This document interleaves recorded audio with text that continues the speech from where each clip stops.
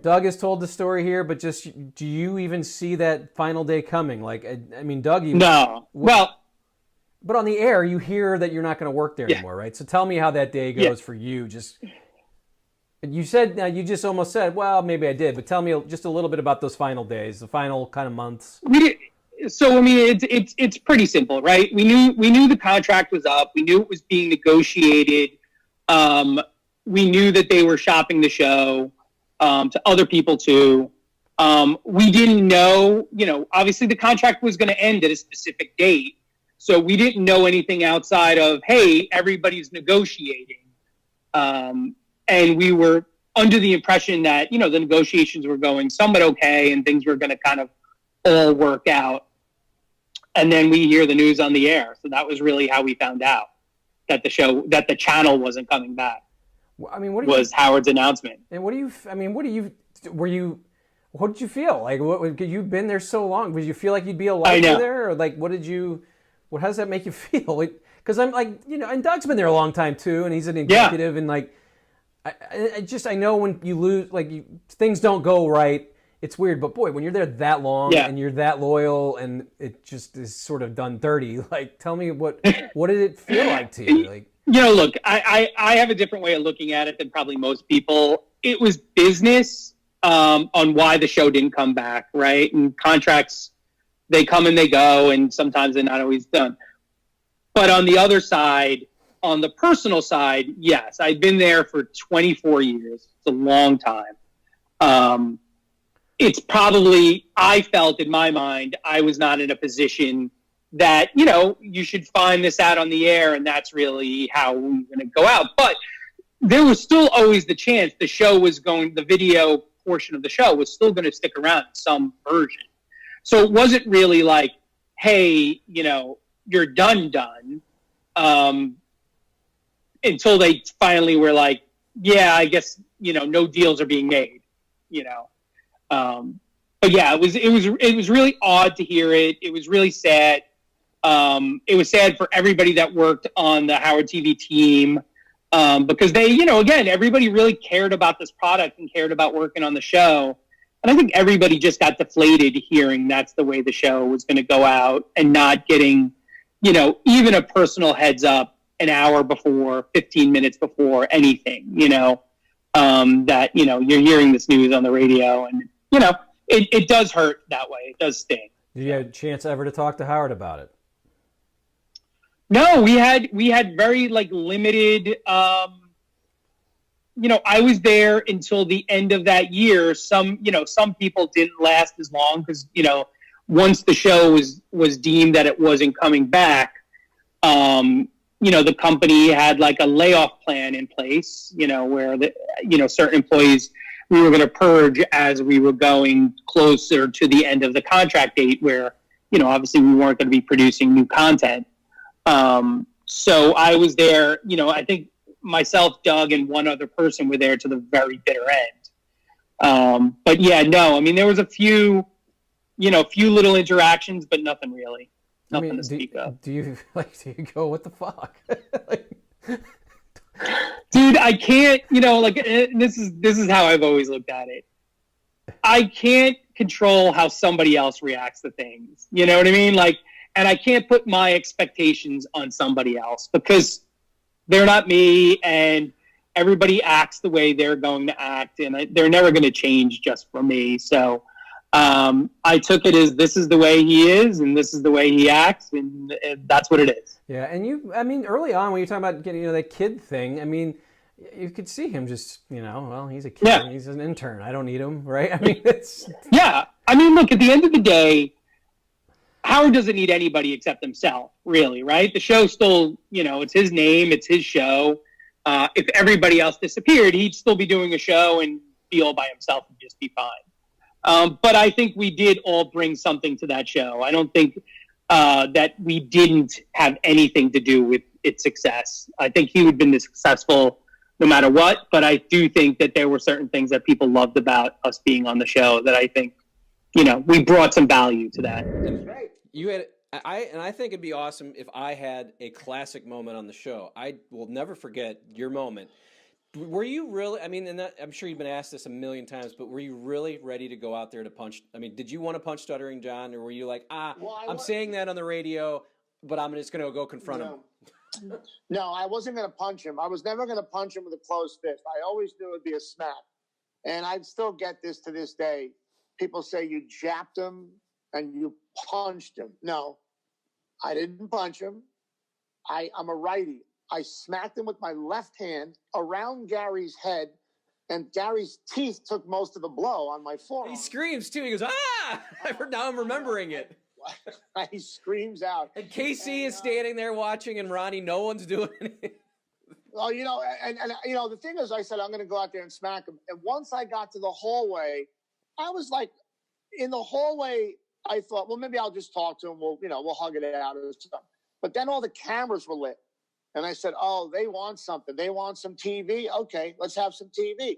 So when I smacked him, all hell broke loose. Now, John and I would have fought. He's a big dude. He was coming at me. And KC grabbed me, and I fell out of my sandals. So if you see in the hallway, I'm falling out of my sandals. I don't know if I fell or almost fell, but if KC wasn't there, Gary would not have been able to hold John back. We would have had a fight in the hallway for real. That sucks. No doubt. That would have been great because you got let go for that. It would have been great. But I think the fact that was on video, and then you had to come in and talk about it, and then he used the word Jap, and everyone's asking, what's Jap mean? We've never even heard of that. Instead of John's like, he jabbed me, he jabbed me like a Jap would do. It wasn't a jab. Listen, when you warn a guy on a radio show that big and tell him one more call, I'm going to come in there and smack you, that's not a jab. That's a complete fair warning. And as soon as he did it, he knew I was coming in, but he thought we'd just laugh it off. John and I are fine. And for years, I've done his podcast. I actually let him smack me back on air during his show a couple of years back. He didn't want to do it, but he finally did it. And he gave me a good shot. So we're even. So how does that day end for you? Does Tom come and tell you? Does Howard? Who tells you, all right, how do you know you're done? Well, when I was with a girl, I went back to the hotel room. My shirt was ripped. And I said, we got to go. I got to go back home to my sister's on Long Island because I wasn't living in New York anymore. So we split. And then Howard called me as soon as I got to my sister's house. He was like, hey, man, I feel so bad. It was fucking great. That was awesome. I just, I can't do anything about it because you put your hands on him. I said, don't worry, bro. It's fine. I did what I did. It's all good. It was solved in a couple of days. I just knew I wasn't going back. And I'd spent a month there. And I got paid. Back then, they paid me $500 a week to show up. Was it $500 a week? It might have been more. It was good money to show up every day. It was a really fun gig. I never thought about it being a career. I just never thought that way. But when I read the papers the next day, every headline said, Benza ruins radio career. And I go, oh, people thought that might have been my next move. I didn't think that way. Might have been probably would have been the greatest thing that ever happened to me. But if I had done it, what happens to Artie Lange? The show would not have been as good with me there over Artie. No way. Yeah, I hate to say it, but yes, that's true. But I will say, it would be awesome to be banned from. Sure, I know. You were banned from the greatest radio show of all time, and I don't know how many people they banned. I think maybe you're the only guy. Maybe High Pitch Eric, but. Maybe you're right. I mean, I did about 100 appearances, but I was banned from the building. And then I called 2 more times a couple of years later. But it's not my show anymore. I don't follow it. I like his celebrity interviews, but I don't follow the day-to-day nonsense. I don't know all these guys and the dramas they have. It's not my thing. Look, when that show was on in New York City and you walked down the street and people knew you, they heard you on the radio, they saw you walking down the street, they would yell your name out. It was a wonderful feeling. I don't think that'll ever happen again. It won't happen again with radio. But when you did Howard Stern, everybody in this city, cabbies, truck drivers, the cops. I've been stopped by cops in L.A., and they've let me go because of Howard. Tell Howard I said hi. I mean, cops, firemen, construction guys, cabbies, they love Stern. Love him. to this day. So tell me, we talked about George Takei, but I think that was part of the reason what happened for you not to stay there longer, right? So I think there was a moment where maybe your daughter wanted to do. Tell me a little bit. Okay, well, yeah, let's clear that up then. So what brought this period in your life to an end? No, in fact, no. That had absolutely nothing. No, I'll explain that, but no, that had absolutely nothing to do with me leaving. The reason I left is that my sense was that Howard was losing interest in the news team, and that is his right. It is his show. It is the most successful show in the history of radio. So I had 5 or 6 really good years there. But wherever I work, if I get a sense that there's so much interest in what we do anymore, I want to move on. So that was the single reason why I left. I'm not sure they were pleased when they knew I was leaving, but it was time for me to go. But in terms of the George Takei thing, I mean, listen, part of it's shtick. Who the hell knows? But, Howard said something about, I asked George if my young daughter could interview him briefly on the phone about the internment camps. And Howard was like, how dare you? And I was like, well, first of all, Howard, I'm not sure you should be getting my children involved on the Stern show, because obviously it was our policy and practice never to talk about his children. What? So you were around, right, when MARCI comes in? Were you part of that when she does the turnover? Yeah, that's when it kind of ended. So MARCI came in, and she kind of took over the show, and then Howard didn't re-sign, and that was it. It was over, And to me, I was just like, all right, it's over. I worked there for 16 years, and I was like, you know what? This was a great experience. I work in television, man. I had jobs that were supposed to go 3 years, and they went a month, So shit ends, it's going to happen. So I wasn't really pissed off. I was just kind of like, the only thing I was kind of mad at is that I found out like everybody else on the air. That was the weird thing. It was like, we didn't know what was going to happen. We're like, Doug, what's happening? He's like, I don't know. We don't know. Blah, blah, blah. And then all of a sudden, Howard's like, yeah, we're not going to do the Howard TV anymore. It's done. And we're like, we all turned around and looked at Doug like, what? And he goes, this is the first I'm hearing about it. And it's true that we all found out together. That's my only bad, thing about the show, is that's how I found out. It would have been nice to know beforehand, because we knew something was happening, but we didn't know if he was going to stream and keep it on the stream, or we didn't know what the hell was going to happen. So it turns out we found out, and that was it. So I was like, all right, that night we got a call or an email, that's it. We got a month left of production, and then it's over. And we did our last month, and which was kind of great too, because Metallica had come in, and we went to the Apollo show, and we're like 5th row, and we're watching the Metallica like right in front of our faces. And then they came in 2 days later. It was a Friday night show. They came in on Monday, or maybe a Saturday night show, whatever night it was. And they came in on Monday, and that was kind of cool too, because I was talking to the management. I knew some of the guys from the management of Metallica from Q Prime. And when they came in, Gary walked in with a piece of paper, and he's like, here you go, Brian. And the guys from the management from Q Prime went to Metallica, and they all had them sign the set list and gave me the set list. That's cool. That was like a great going away present. I was like, holy shit, a fucking Metallica signed set list from the Apollo, a show that, was a once in a lifetime show. So that was pretty cool. That was a good way to go out. How did it end for you?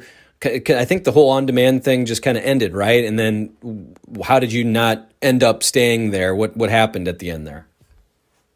It's a good question. It's a real good question. And that, really pissed off a lot of people, and a lot of people are really still scratching their heads. But the contract ended at In Demand, which was, we sort of knew was coming. And then just the way it actually was informed to us was little disheartening, a little confusing, a little surprising. It sort of happened on the air, where it was sort of a mistake made, where the announcement was made on the air before the staff actually knew. Sort of a misstep there. And without getting into the minutia, there was... Or was it? Someone screwed that up. Or was it? Someone screwed that up. Yeah.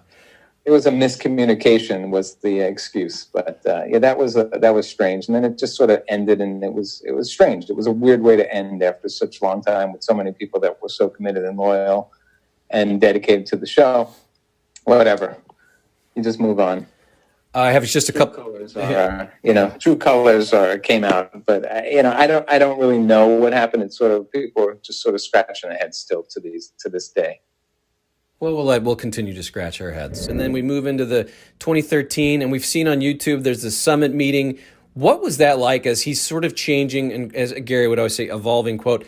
What was the summit meeting like for you when you see Howard on that stage saying, I want A-listers? Were you aware that this was what he was coming with? It was game over. It was game over for me. We were on an attack that was so powerful and so successful. If there was when you do a change like that, you got to show value add. You got to show to the audience why you're doing what you're doing. It's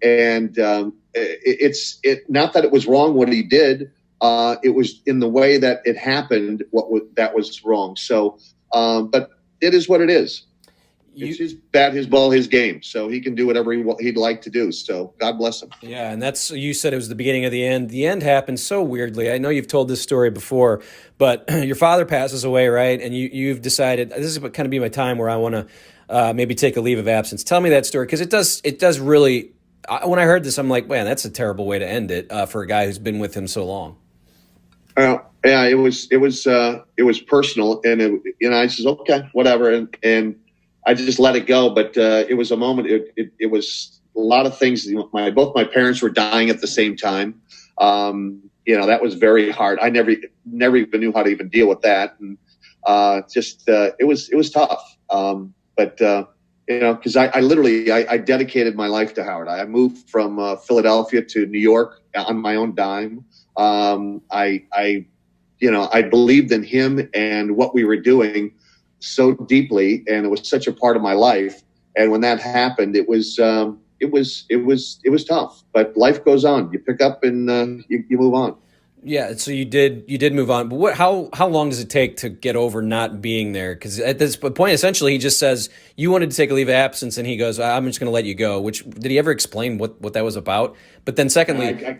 It doesn't matter. It doesn't matter. It doesn't deserve the discussion. But the thing is, you pick up, you move on. It's not how many times you get knocked down. It's how many times you get up. And it literally, like when the Howard TV crew was cut loose, Doug called me up and said, hey, I just got fired. I'm like, I said, dude, it's the best thing that'll ever happen to you. And he goes, why? What do you mean?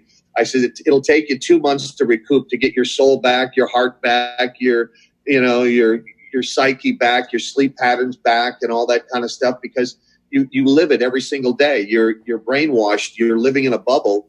And when you get out of it and you see that there's life outside of it, you go, oh my God, and it really is like a rebirth. And so it's what you go through, and life has its ups and downs. And that was one of the greatest ups of my career. And I'll be forever grateful. But, you move on, you rebuild yourself, and it takes time. So it's all good. We would all, if you weren't in bed by 8 o'clock at night or by 9 o'clock at the latest and falling asleep because you had to get up at 4 a.m, 3:30, 4 a.m. And it's grueling, and you do that every single day. It's everybody's sleep deprived. Everybody's stressed out, and you don't realize how, that affects you, and it does affect you, and then when you start to get a normal night's sleep and you don't have that day-to-day pressure on you, all of a sudden you start breathing better, you start feeling better, and it's different. So when Howard mentions that he's going to Sirius, it's on the air. Tell me about that day and just not knowing, because I think what I remember, Robin didn't even know. I mean, he kept this completely. No. I mean, as far as I knew, I certainly didn't know. Nobody knew, and and it was a panic moment, not a panic moment, but it certainly was a stress moment. and and then that actually in some ways became almost, it was kind of more difficult to deal with than just being the editor of the show. Because now I wasn't the editor of the show anymore. There was Editor Dave was on the button at that point because Andre had left, and but it created a whole new, what can he do? What can he say? He figured it out. He figured out how to, how to make it work. And I think we figured out how to, and I say we, I figured out how to kind of hold it together for whatever that period. But how could he not go? Could you have gone, and would you? How could he have not left? Yeah, but could you have gone? Did you ever think about going? Was that ever a thought in your mind to continue on and maybe follow him there? Is that something you could have done? I don't know. You'd have to. I don't know. Did I think about it? I listen. I love the show. I literally, I truly, I love Howard. There are a few people, that I respect more than him. Family, but Mel Karmazin and he, in terms of professionalism, I can't think of any two more professional people that,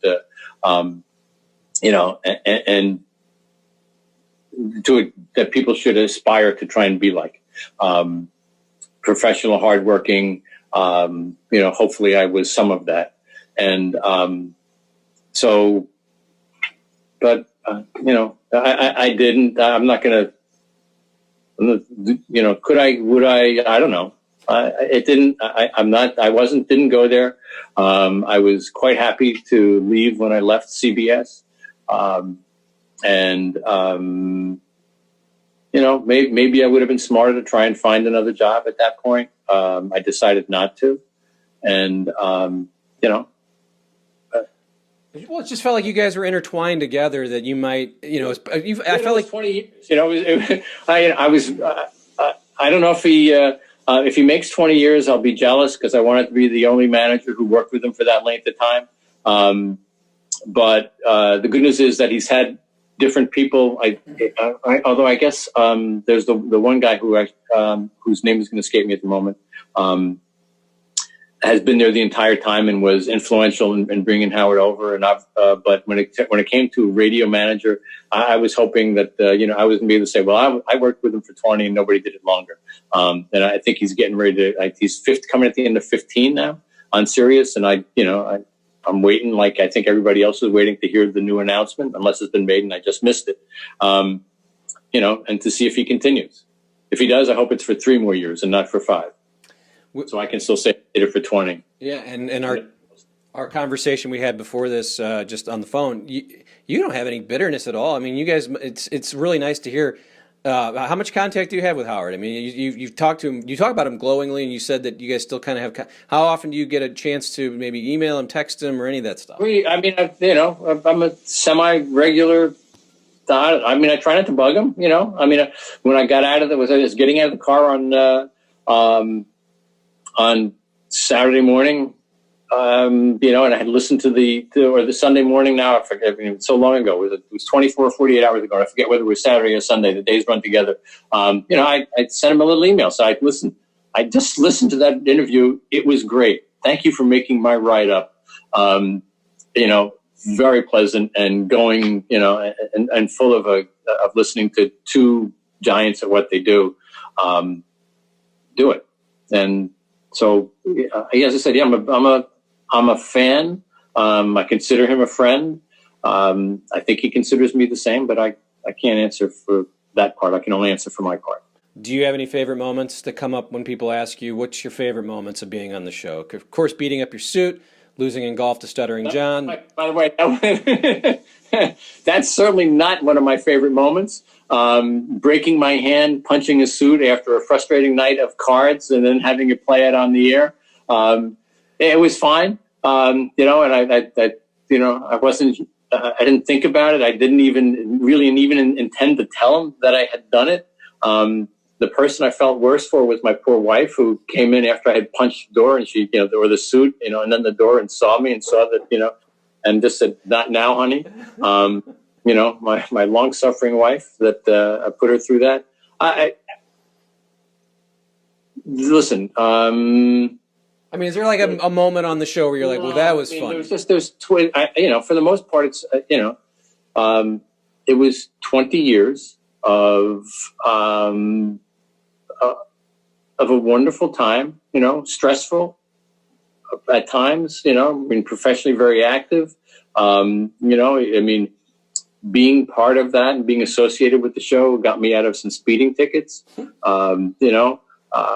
He created, like he does for everybody or a lot of people. He made me a minor personality and in a bigger world, and that was fun. And it still happens. I still, why would you want to talk to me 20 years later?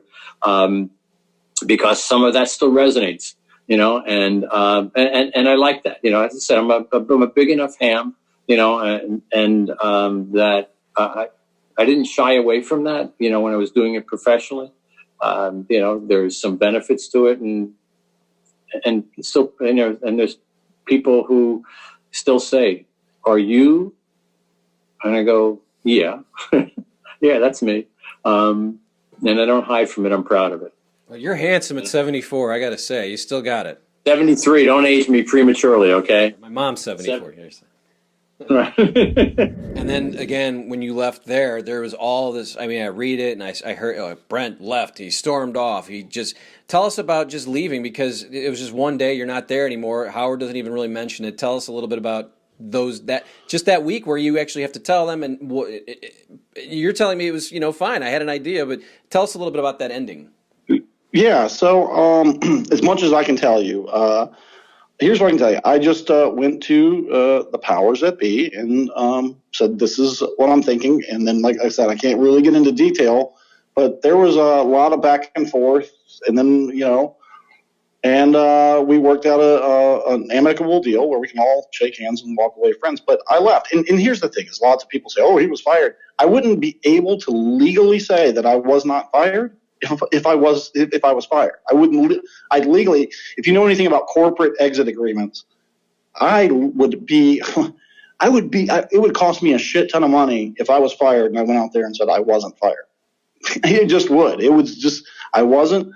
I have no ill will towards SiriusXM. They have no ill will towards me. Same with the Stern Show. I just wanted out of New York. I wanted out of the cold. I wanted to do my own thing, and I wanted to move back into the tropics. So I'm only going to live one of three places the rest of my life, either the Tampa Bay area, New Orleans, or out in the Venice Beach, Santa Monica area of California. That's it. Those are the only three places I'm really interested in living. So I wanted to get back here, and I wanted to do my thing, and coronavirus played a small role into it. I'd say 10 to 15%. That pushed me over the edge. I was like, this is getting ready to get real bad in New York. I told my wife, real bad. So once I signed my exit agreement in mid-March, we weren't going to move to the end of March. We moved it up 2.5 weeks and said, we're getting out of New York area right now. So we packed everything up and we hauled ass down here.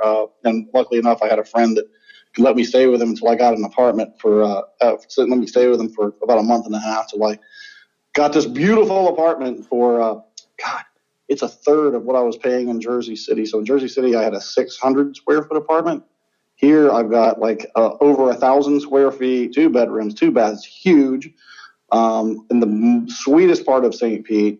And it's the rent's almost nothing. We got used to paying New York prices. I'm like, really? That's what you want for this apartment? Where do I sign the lease and how long can I sign for? So I'm just much happier now. Yeah, my goal is to be a neighbor of yours, at least in the winter, and that's what my wife and I are trying to live vicariously through you as we I don't know if we'll be coming over. St. Pete, Brad. Yeah. St. Pete. That's where you want to be. we like the West Palm, Jupiter area, kind of. That's where the Cardinals have spring training. Yeah, it's beautiful over there. It's a little more expensive, but we'll figure out a way. I'm amazed. I was looking at that because I think March 11th may have been your last day, and I'm fairly certain March 13th was the day the NBA shut down. So, I mean, that is crazy that it happened like that, because we were going, me and my wife and my stepson were going to Disney World that next week. And she's like, I don't know if it's, she's like, they're going to close it. And we're like, everyone's like, they're not closing Disney World. It's like, they don't close Florida, Clark. And they, son of a bitch, closed goddamn Disney World. So she knew about it before then. Do you get a chance? You made it sound like you don't even really want to talk to Howard, even when you're trying to do work. So I'm assuming there's been no contact with him since, right? Or has there? When I left, there was contact with him, and he was. It could not have been nicer. I wish I could get on here and read you the note that he sent me and the note that I sent him. Like as a human being, he's a sweet human being. I love him and Beth as people. They are great people, and he sent me a beautiful note when I left. And I'm just not gonna bug the guy, obviously.